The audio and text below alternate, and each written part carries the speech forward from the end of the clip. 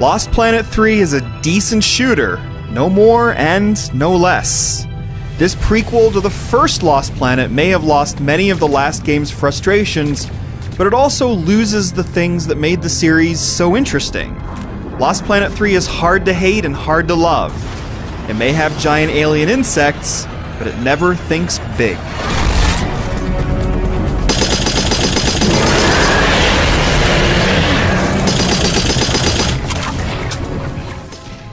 One place Lost Planet 3 excels, however, is in its storytelling.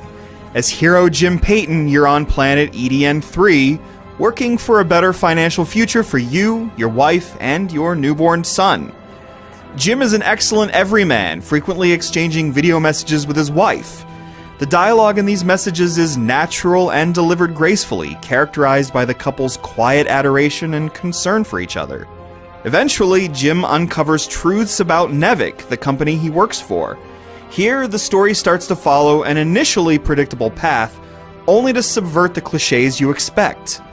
Lost Planet 3 avoids overzealous moralizing and melodrama, instead allowing these ordinary people to find their way through their difficult circumstances.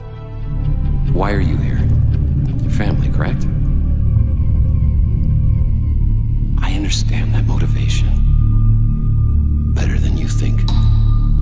And the Frankenstein rig keeps growing. A colleague's bad French accent and an overeager young engineer make the story hit a few sour notes, but it's still easy to get invested in Lost Planet 3's characters after a slow start. The bigger problem is repetition. Many missions have you heading out into the icy wilderness to perform odd jobs, which involves flipping a lot of switches and riding a lot of elevators. In fact, Jim even makes a quip about how predictable the rhythm has become. In between elevator rides, you're fighting the Acrid, alien creatures that thrive on the planet's thermal energy. In past games, fighting the biggest Acrid was both frustrating and compelling. They knocked and tossed you around in big arenas, where you could also jump into big combat mech suits and take them down. In Lost Planet 3, everything's been toned down. You face some large Acrid, but you do so without worry of being bowled over and paralyzed. Yet with greater playability also comes greater predictability. Regardless of the monster you face, the tactic remains the same.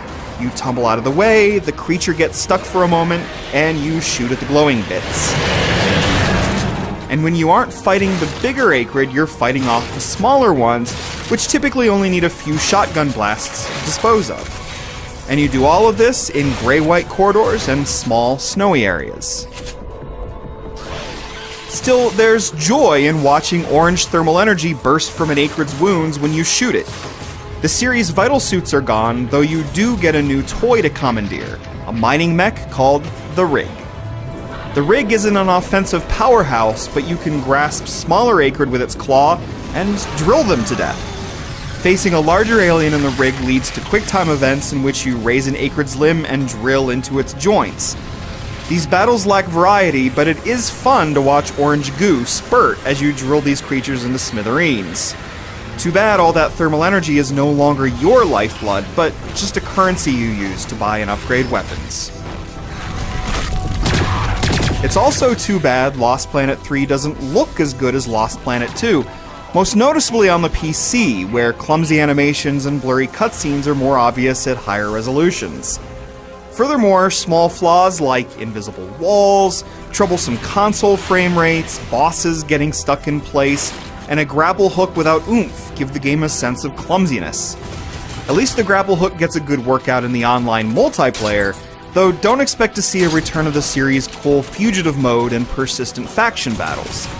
Instead, you get team deathmatches, an objective-based scenario mode, and Extraction, which has both teams fighting each other while collecting thermal energy. These modes may be more standard, but they are good fun. Most interesting, however, is the 3-on-3 Acrid survival mode. This mode combines cooperative and competitive play, first pitting teams against attacking Acrid before bringing them together and forcing them to retain control of a central structure. The tug-of-war can be challenging, with teams fending off swooping critters before firing explosive bolts at each other in the name of victory. Hey baby, quick message, and not to worry you, but apparently I am slipping quietly out of my mind. Lost Planet 3 takes narrative steps forward while standardizing its sci-fi action, for better and for worse. Its story pulls you through even when the missions themselves don't deliver any sense of urgency.